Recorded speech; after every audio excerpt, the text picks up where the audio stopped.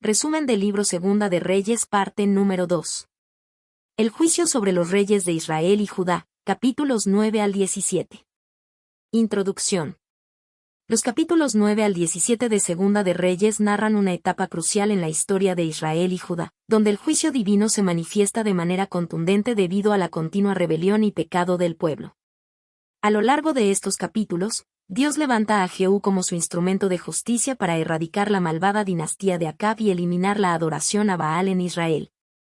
Jehú lleva a cabo una purga implacable, ejecutando a los descendientes de Acab y a los sacerdotes de Baal, cumpliendo así la palabra del Señor. Sin embargo, a pesar de esta purificación parcial, la nación no abandona por completo sus caminos de idolatría y corrupción, manteniendo la adoración a los becerros de oro introducida por Jeroboam. A medida que los eventos avanzan, la inestabilidad política y espiritual se apodera de ambos reinos. Se suceden varios reyes, algunos con intenciones reformistas y otros completamente entregados a la maldad. En Judá, la reina Atalía usurpa el trono y casi extermina la dinastía davídica, pero Dios preserva su pacto levantando al joven Joás como rey. Sin embargo, su reinado, como el de otros monarcas, termina alejándose de Dios. En Israel, la situación es aún más precaria, con constantes conspiraciones, asesinatos y cambios de liderazgo que reflejan la profunda crisis moral de la nación. Finalmente, la incesante idolatría y desobediencia del reino del norte, Israel, provocan su caída definitiva. En el año 722 a.C., el imperio asirio conquista Samaria y lleva a la población al exilio, dispersándola entre otras naciones. Este evento marca el fin de Israel como reino independiente y representa el cumplimiento de las advertencias proféticas sobre las consecuencias de apartarse de Dios.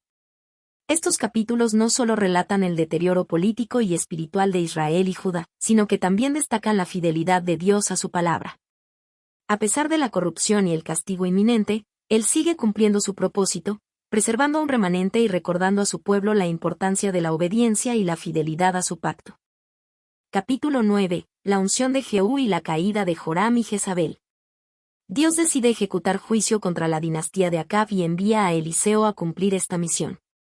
Sin embargo, Eliseo no va en persona, sino que envía a uno de los hijos de los profetas con una orden clara. Ungir a Jehú como el nuevo rey de Israel y darle instrucciones específicas de erradicar la casa de Acab y eliminar la adoración a Baal. El joven profeta encuentra a Jehú entre sus oficiales y lo lleva aparte en privado para ungirlo. Declarando que el Señor lo ha escogido para destruir la descendencia de Acab y vengar la sangre de los profetas y siervos de Dios que Jezabel había asesinado. Cuando el mensajero parte apresuradamente, Jehú regresa con sus compañeros, quienes le preguntan sobre lo sucedido. Al principio, intenta minimizar la situación, pero finalmente les revela que ha sido ungido como rey de Israel. Sus oficiales lo proclaman inmediatamente como monarca, y Jehú inicia su misión con determinación y rapidez.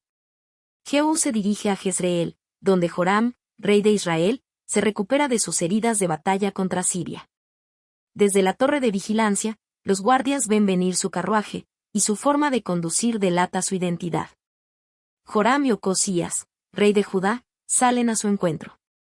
Cuando Joram pregunta si Jehú trae paz, él responde con una pregunta desafiante: ¿cómo puede haber paz mientras continúan las fornicaciones de Jezabel y sus muchas hechicerías? Al comprender que Jehú se ha rebelado, Joram intenta huir, pero Jehú le dispara una flecha directa al corazón, cumpliendo la palabra de Dios sobre la caída de la casa de Acab. Ocosías también intenta escapar, pero Jehú lo persigue y lo hiere de muerte en Bet-Gan, donde finalmente muere. Luego, Jehú entra triunfalmente en Jezreel, donde Jezabel, la infame esposa de Acab, lo espera. Ella, lejos de rendirse, se maquilla y se arregla, desafiando con palabras a Jehú desde una ventana. Él ordena a sus eunucos que la arrojen, y ellos, cansados de su tiranía, obedecen de inmediato. Jezabel cae al suelo y muere, y Jehú pasa por encima de su cuerpo con su carruaje. Más tarde, cuando los sirvientes intentan recoger su cuerpo para darle sepultura, descubren que solo quedan su cráneo, sus pies y sus manos, pues los perros la han devorado, cumpliéndose así la profecía de Elías. En la heredad de Jezreel comerán los perros la carne de Jezabel. Así termina la vida de una de las mujeres más perversas de la historia de Israel, sellando el destino de la casa de Acab y dando inicio a una nueva era bajo el mandato de Jehú. Capítulo 10. El exterminio de la casa de Acab y los sacerdotes de Baal. Después de la muerte de Joram y Jezabel, Jehú sigue adelante con su misión de erradicar completamente la casa de Acab. Su próximo objetivo son los 70 hijos del rey Acab que aún viven en Samaria, la capital del reino. Jehú envía cartas a los líderes y nobles de la ciudad, desafiándolos a elegir a uno de los hijos de Acab como rey y prepararse para defender la dinastía. Atemorizados por el poder de Jehú y recordando la forma en que eliminó a Joram y Ocosías, los líderes de Samaria responden con sumisión, declarando que no harán resistencia. Jehú les da una segunda orden cruel pero efectiva: si realmente son leales a él, deben decapitar a los 70 hijos de Acab y enviarles sus cabezas en cestas. Los gobernantes de Samaria obedecen de inmediato y envían las cabezas a Jezreel. Jehú las exhibe en la entrada de la ciudad como un claro mensaje de que el juicio de Dios se ha cumplido sobre la descendencia de Acab. Luego, elimina a todos los altos funcionarios, amigos y sacerdotes que aún apoyaban a la familia real, asegurándose de que no quede nadie con poder para desafiar su reinado. Sin embargo, su campaña de purga no termina ahí. En el camino, se encuentra con un grupo de parientes del rey Ocosías de Judá que venían a visitar a la familia real de Israel. Al descubrir su identidad, Jehú ordena su captura y ejecución, acabando con otros 42 hombres que tenían lazos con la casa de Acab. El engaño de Jehú y la destrucción de la adoración a Baal.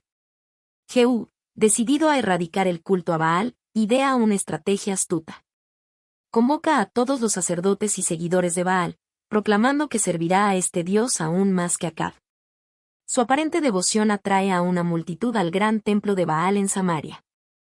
Se asegura de que ningún adorador del Señor esté presente y luego, una vez que todos los sacerdotes y fieles de Baal están dentro, ordena a sus soldados que los masacren sin dejar a nadie con vida.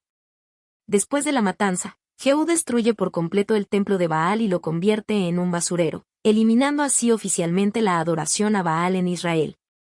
Este acto representa un hito en la historia del reino, ya que pone fin a la influencia de la idolatría impuesta por Jezabel y Acab. El pecado de Jehú y su legado.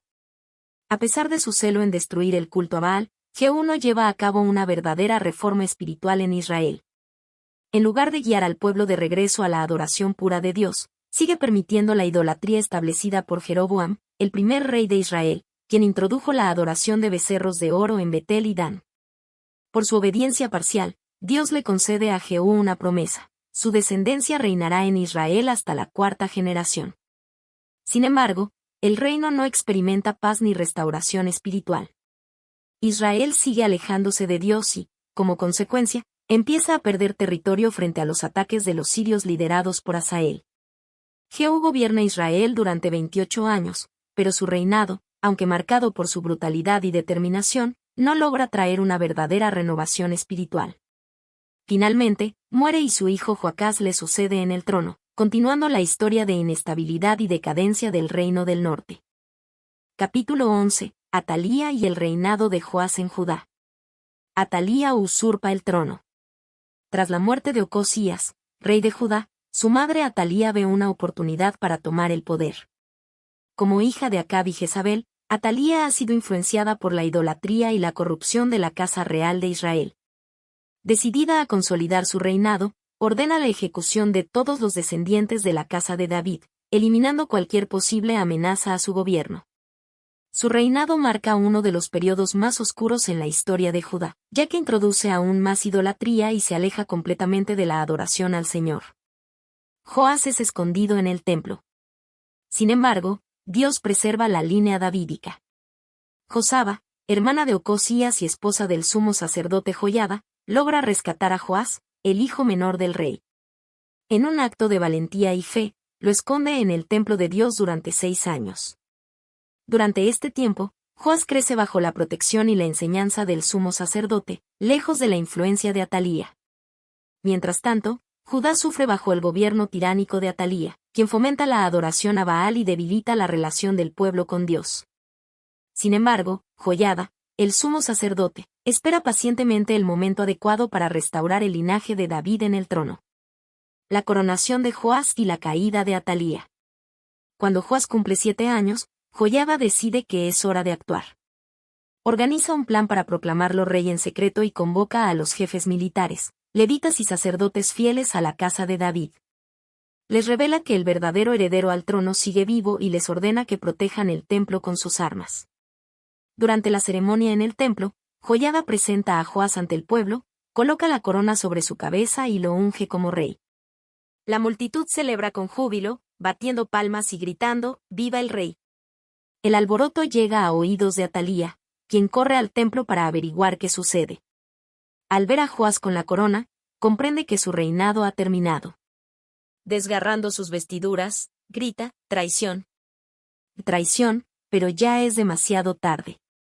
Joiada ordena que sea sacada del templo y ejecutada fuera de los terrenos sagrados. La renovación del pacto con Dios. Con la muerte de Atalía, Joiada guía al pueblo en la renovación de su pacto con Dios. Se destruye el templo de Baal, se derriban sus altares y se ejecuta al sumo sacerdote de Baal. El pueblo de Judá, que había sufrido bajo la idolatría de Atalía, ahora regresa a la adoración al Señor. Joás es llevado al palacio y entronizado oficialmente, estableciendo un nuevo comienzo para Judá. Con su reinado, la dinastía de David es restaurada, y aunque es solo un niño, su gobierno trae esperanza para la nación. Joiada, el sumo sacerdote, se convierte en su consejero y mentor, asegurando que el reino se mantenga fiel a Dios en sus primeros años. Este capítulo destaca la fidelidad de Dios a su pacto con David y la importancia de líderes piadosos que guían al pueblo hacia la adoración verdadera. La historia de Joás nos recuerda que, incluso en los tiempos más oscuros, Dios preserva su propósito y levanta a quienes cumplirán su voluntad. Capítulo 12. El reinado de Joás y la restauración del templo. Un reinado bajo la guía de Joiada. Joás comienza a reinar en Judá a los 7 años, después de la ejecución de la usurpadora Atalía.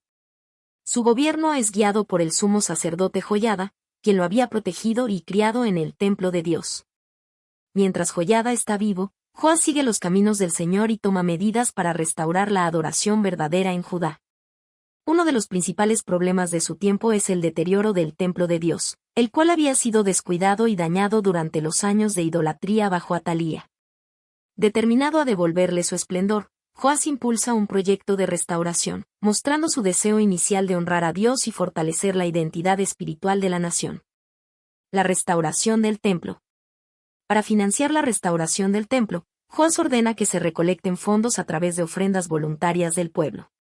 Inicialmente, los sacerdotes son responsables de administrar los recursos, pero después de un tiempo, se da cuenta de que los trabajos avanzan lentamente. Por ello, implementa un nuevo sistema. Se coloca un cofre en la entrada del templo donde los fieles pueden depositar sus donaciones. Esta estrategia resulta efectiva y se logra reunir lo necesario para reparar la estructura sagrada. Con los fondos recolectados, los trabajadores comienzan a restaurar el templo, reforzando sus muros, reparando puertas y reemplazando los utensilios sagrados. Gracias a esta iniciativa, el lugar de adoración de Dios en Judá es renovado, permitiendo que el pueblo vuelva a acercarse a él con reverencia. El declive de Joás tras la muerte de Joiada. A lo largo de su vida, Joás había contado con la guía de Joiada, pero cuando el sumo sacerdote muere a una edad avanzada, el rey comienza a desviarse de los caminos del Señor. Sin la influencia piadosa de su mentor, Joás se deja influenciar por los líderes corruptos de Judá, quienes lo llevan a alejarse de Dios y volver a prácticas idolátricas. El pueblo de Judá también cae en la apostasía, adorando ídolos y abandonando el pacto con el Señor. Aunque Dios envía profetas para advertirles, incluyendo a Zacarías, hijo de Joiada, Joás se niega a escuchar.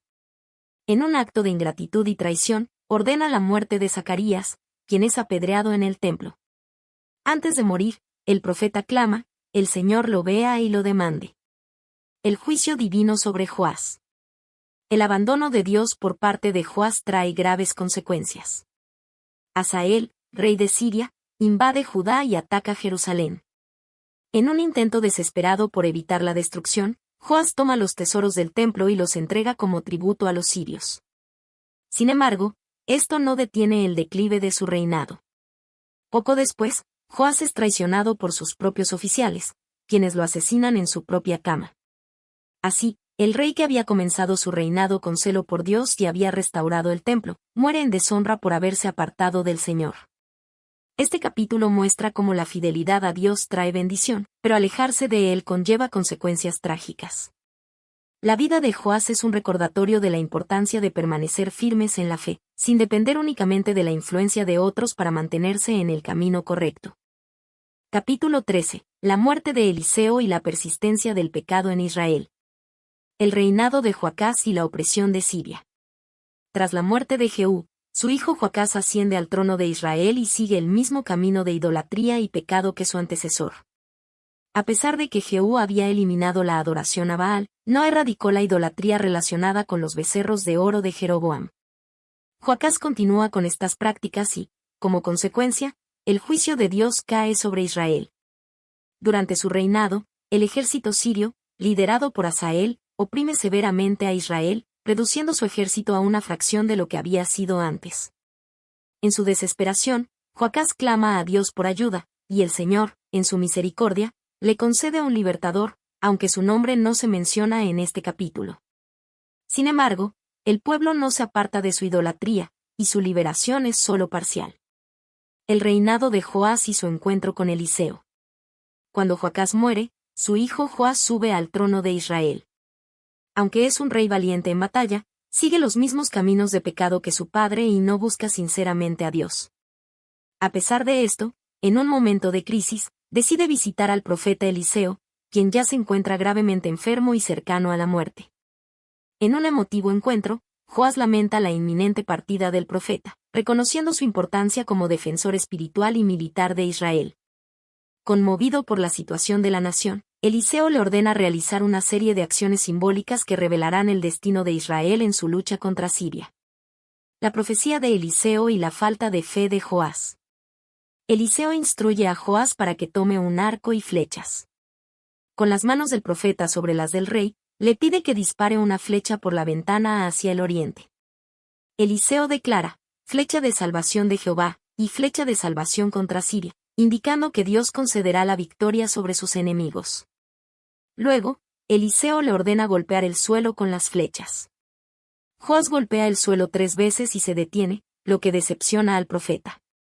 Eliseo le reprende diciendo que, si hubiera golpeado el suelo 5 o 6 veces, habría asegurado una victoria completa sobre Siria. Pero debido a su limitada acción, solo logrará derrotar a los sirios 3 veces antes de que se recuperen.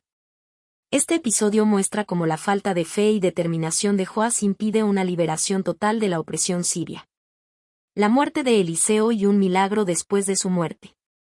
Después de entregar su última profecía, Eliseo muere, marcando el fin de una era de milagros y dirección profética en Israel. Sin embargo, su legado no termina con su muerte, pues Dios sigue mostrando su poder a través de él. Tiempo después, mientras se realiza un entierro, unos hombres israelitas ven una banda de invasores moabitas acercándose y, en su apuro, lanzan el cuerpo del difunto en la tumba de Eliseo. Al tocar los huesos del profeta, el hombre revive y se pone de pie, demostrando que el poder de Dios seguía presente incluso después de la muerte de su siervo. Este milagro es un testimonio de la autoridad de Eliseo como profeta de Dios y una confirmación de que el Señor sigue teniendo el control sobre la vida y la muerte. También sirve como un recordatorio de que, aunque Israel se haya apartado de Dios, su poder y misericordia siguen disponibles para aquellos que se arrepientan y confíen en Él. La persistencia del pecado y la misericordia de Dios. A pesar de las victorias parciales de Joás sobre Siria, Israel no cambia su actitud y sigue en su idolatría y pecado. Aunque Dios había permitido que los israelitas obtuvieran cierto alivio de la opresión, ellos no responden con arrepentimiento genuino. Este capítulo ilustra la tensión entre el juicio de Dios y su misericordia. A pesar de la desobediencia persistente del pueblo, Dios sigue interviniendo para darles oportunidades de restauración. Sin embargo, sin un cambio real de corazón, la nación continúa en su camino hacia la decadencia y la futura destrucción. Capítulo 14. Amasías y la guerra entre Israel y Judá. El inicio del reinado de Amasías en Judá. Amasías, hijo de Joás, asciende al trono de Judá después del asesinato de su padre. Desde el comienzo de su reinado, demuestra ser un líder enérgico y decidido a consolidar su poder. Una de sus primeras acciones es castigar a los asesinos de su padre, pero lo hace de acuerdo con la ley de Moisés, ejecutando solo a los culpables y no a sus hijos. En obediencia a la instrucción divina de que los hijos no deben ser castigados por los pecados de sus padres. Deuteronomio 24, 16. Amasías busca restaurar la fuerza militar de Judá y preparar al reino para futuras batallas. Con este propósito, organiza un ejército y se embarca en una campaña contra Edom, una nación que había sido un enemigo constante de Judá. La campaña de Amasías contra Edom. Decidido a recuperar territorio y fortalecer su dominio, Amasías lidera a sus tropas contra Edom y logra una victoria significativa. Conquista la ciudad de Sela y cambia su nombre a Jocteel, demostrando su autoridad sobre la región. Este triunfo militar aumenta su confianza y lo hace creerse invencible. Sin embargo, su éxito en Edom lo lleva a un error fatal. En su arrogancia, decide desafiar al reino de Israel. Embriagado por su victoria y deseando expandir su influencia, Amasías envía un mensaje a Joás, rey de Israel, retándolo a la guerra. El desafío de Amasías a Joás y la advertencia ignorada. Cuando Amasías reta a Joás, este responde con una parábola para advertirle sobre su error. Joás compara a Amasías con un cardo insignificante que desafía a un cedro poderoso, simbolizando la gran diferencia de poder entre ambos reinos. También le advierte que, si insiste en la guerra, solo traerá su propia ruina y la de Judá. Pero Amasías, cegado por su orgullo, ignora la advertencia y sigue adelante con su desafío.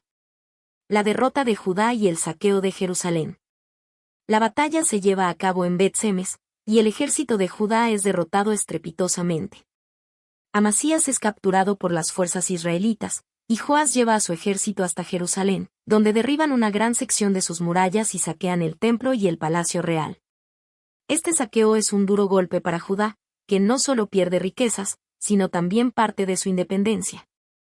Aunque Joás no destruye por completo a Judá, su victoria deja al reino debilitado y vulnerable. El reinado de Jeroboam II en Israel. Mientras tanto, en Israel, tras la muerte de Joás, su hijo Jeroboam II asciende al trono. Durante su reinado, Israel experimenta una notable expansión territorial y un periodo de relativa prosperidad. Jeroboam II logra recuperar ciudades que habían sido perdidas y fortalece la economía del reino. Sin embargo, a pesar de su éxito militar y político, Jeroboam II no se aparta de los pecados de Jeroboam I. Continúa promoviendo la idolatría y la adoración de los becerros de oro, lo que mantiene a Israel en un estado de constante rebeldía contra Dios. El fin de Amasías y las lecciones de su reinado. Después de su humillante derrota, Amasías sigue gobernando en Judá, pero su autoridad se debilita significativamente. Sus propios súbditos, descontentos con su liderazgo, conspiran contra él. Finalmente, Amasías huye a Laquis, pero es asesinado por sus enemigos, marcando el trágico final de su reinado. El reinado de Amasías es un claro ejemplo de cómo la arrogancia y la desobediencia pueden llevar a la ruina. Su historia muestra que confiar en la propia fuerza en lugar de depender de Dios puede tener consecuencias devastadoras. Capítulo 15. La inestabilidad en Israel y el reinado de Azarías. El reinado de Azarías, Usías, en Judá. Azarías, también conocido como Usías, asciende al trono de Judá a la edad de 16 años y gobierna durante 52 años en Jerusalén. Su reinado es próspero y militarmente exitoso, logrando expandir las fronteras del reino y fortaleciendo su infraestructura. Se destaca por su habilidad en la guerra, la fortificación de ciudades y el desarrollo de la agricultura, lo que trae estabilidad y riqueza a Judá. Bajo su liderazgo, Judá se convierte en un reino poderoso. Sin embargo, su éxito lo lleva a la arrogancia, lo que eventualmente se convierte en su ruina. El pecado y castigo de Azarías. A medida que su poder crece, Azarías se vuelve orgulloso y comete un grave error. Entra en el templo del Señor y trata de quemar incienso en el altar. Una función que estaba reservada exclusivamente para los sacerdotes descendientes de Aarón. Este acto de desobediencia y arrogancia provoca la ira de Dios. Los sacerdotes intentan detenerlo, pero Dios lo castiga al instante con lepra, que brota en su frente mientras está en el templo. Debido a su enfermedad, es apartado del trono y debe vivir aislado, mientras su hijo Jotam asume la responsabilidad de gobernar el reino en su lugar. El caso de Azarías es un recordatorio de que nadie está por encima de la ley de Dios, sin importar cuán exitoso o poderoso sea. La inestabilidad política en Israel. Mientras Judá experimenta una relativa estabilidad bajo Azarías, el reino del norte, Israel, sufre una crisis de corrupción, asesinatos y conspiraciones constantes. Durante este periodo, una serie de reyes ascienden al trono, solo para ser derrocados o asesinados poco después. Zacarías, hijo de Jeroboam II, gobierna solo 6 meses antes de ser asesinado por Salum, quien lo derroca y se proclama rey. Salum apenas logra reinar un mes, antes de ser asesinado por Menahem, quien toma el control de Israel.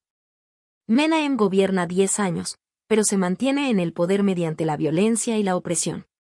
Para evitar una invasión de Asiria, impone un tributo pesado sobre el pueblo. Pecaía, hijo de Menahem, hereda el trono pero es asesinado por su propio oficial Peca después de solo 2 años de reinado. Peca gobierna durante 20 años, pero su reinado está marcado por la constante amenaza de los asirios.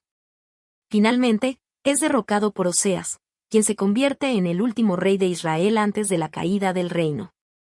Durante este periodo, la corrupción en Israel se profundiza. Los reyes son derrocados uno tras otro, y la nación se aleja cada vez más de Dios, manteniendo su idolatría y desobediencia. El camino hacia la caída de Israel.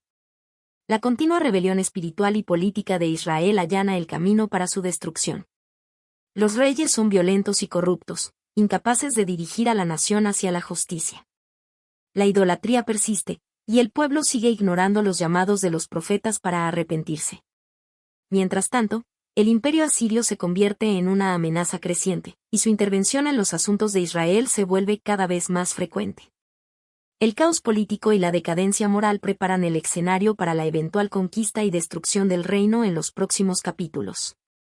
El capítulo 15 muestra 2 caminos contrastantes. En Judá, un rey exitoso es castigado por su orgullo, mientras que en Israel, la corrupción y la inestabilidad llevan al reino a su inevitable colapso.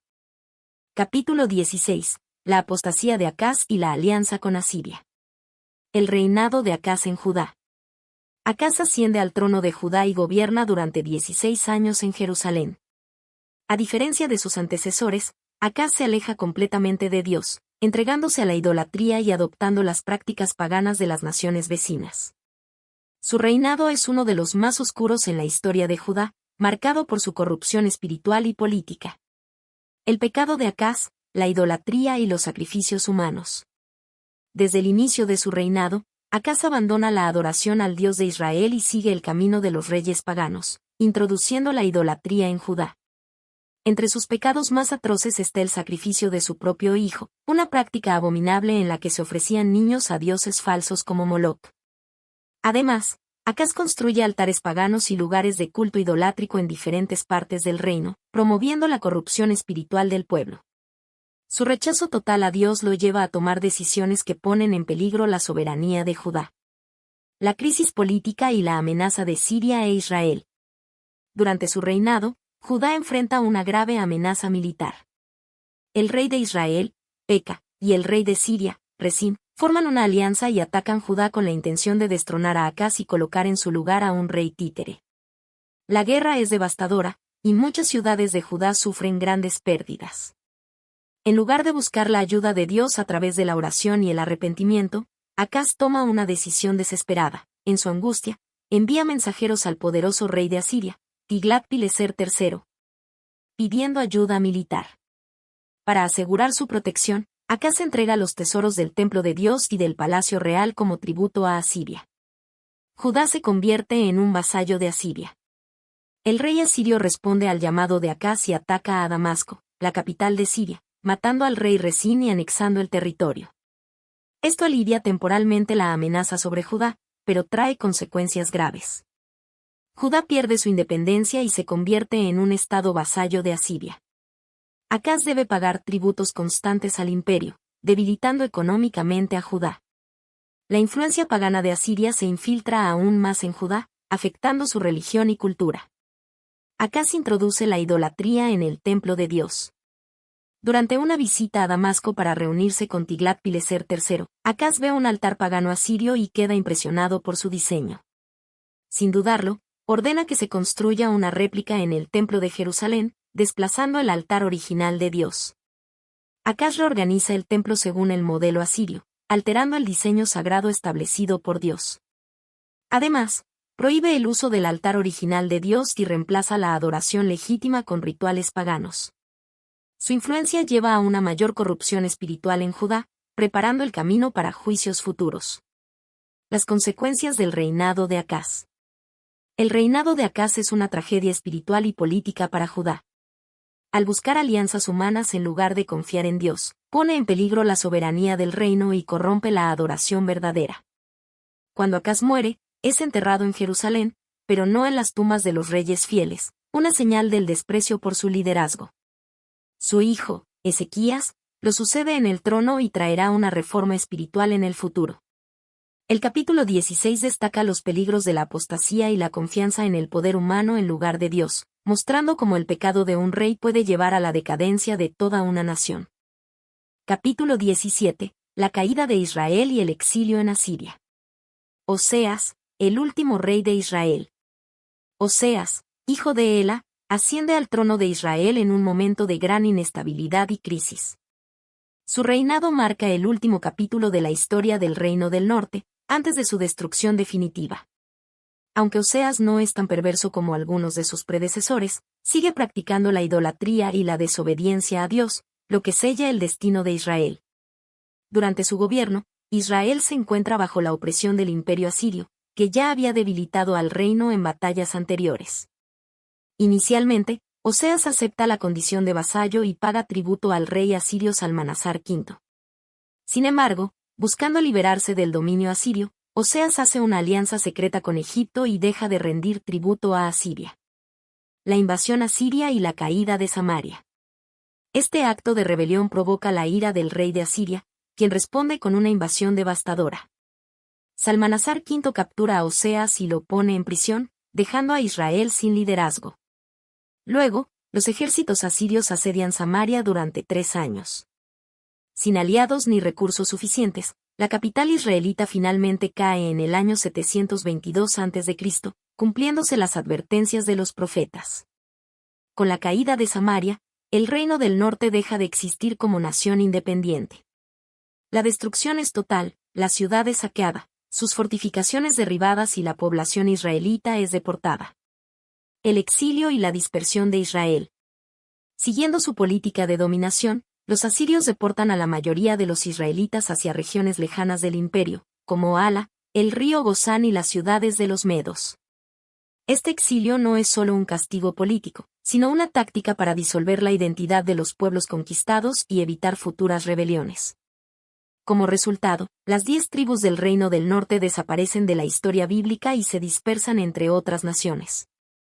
Estas tribus perdidas nunca regresan como un pueblo unificado, marcando el fin del reino de Israel. Las razones espirituales de la caída de Israel. La Biblia explica que la caída de Israel no fue solo una consecuencia política, sino un juicio divino debido a su idolatría y rebelión constante.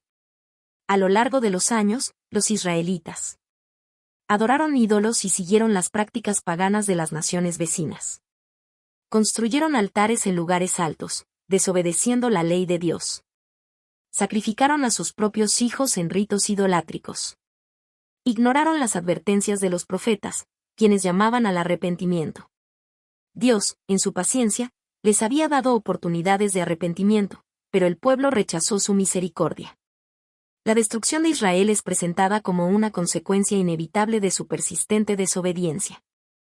El reasentamiento de extranjeros y el origen de los samaritanos. Después de deportar a los israelitas, los asirios repueblan la región con gente de Babilonia, Cuta, Aba, Hamat y Sefarvaim. Estos extranjeros traen sus propias creencias y costumbres religiosas, pero al llegar a la tierra de Israel, comienzan a experimentar calamidades. En respuesta, el rey de Asiria envía a un sacerdote israelita para que enseñe a los nuevos habitantes cómo adorar a Jehová. Sin embargo, en lugar de abandonar sus dioses paganos, los recién llegados mezclan su idolatría con la adoración al Dios de Israel, creando un culto sincretista. Este grupo de extranjeros y descendientes de israelitas se convierte en los samaritanos, un pueblo que más tarde tendrá una relación tensa con los judíos del reino de Judá. Conclusión, una advertencia para la historia. El capítulo 17 de Segunda de Reyes es un recordatorio de las consecuencias del pecado y la rebelión contra Dios. Israel tuvo numerosas oportunidades de arrepentirse, pero al rechazar a Dios, perdió su identidad y su tierra.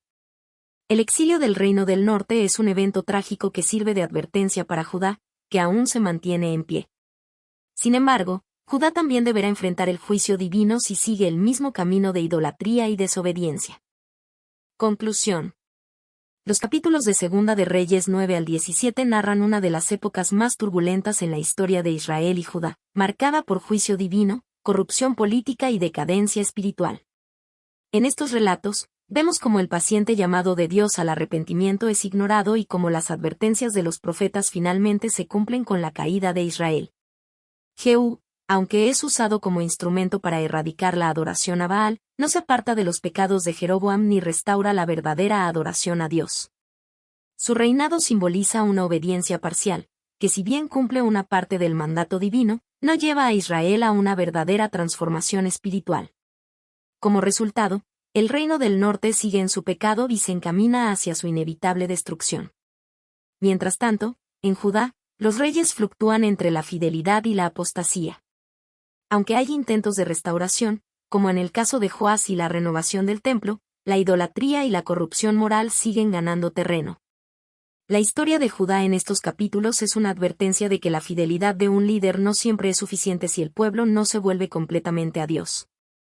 La caída de Israel ante Asiria en el 722 a.C. no solo es un evento político, sino una consecuencia espiritual de su persistente rebelión. La idolatría, la injusticia y el desprecio por la ley de Dios llevan a su exilio y dispersión, cumpliendo lo que los profetas habían advertido por generaciones. El libro de Segunda de Reyes 9 al 17 es un llamado a la reflexión sobre la seriedad del pecado y las consecuencias de la desobediencia. Nos recuerda que la paciencia de Dios tiene un límite y que el verdadero arrepentimiento no consiste en meros actos externos, sino en una transformación genuina del corazón. También nos enseña que, aunque el juicio es inevitable para los que rechazan a Dios, Él siempre deja abierta la puerta al arrepentimiento para aquellos que buscan su misericordia.